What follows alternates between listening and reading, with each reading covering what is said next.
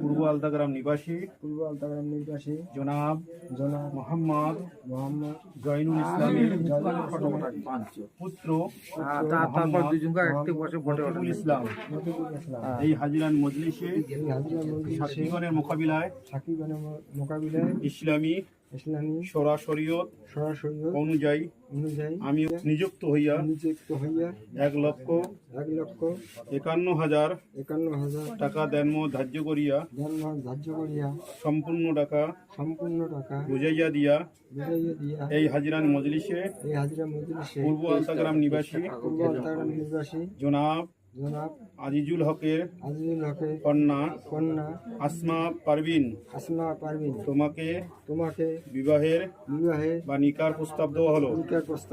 তাতে কি রাজি আছো? জোরে বলো আলহামদুলিল্লাহ।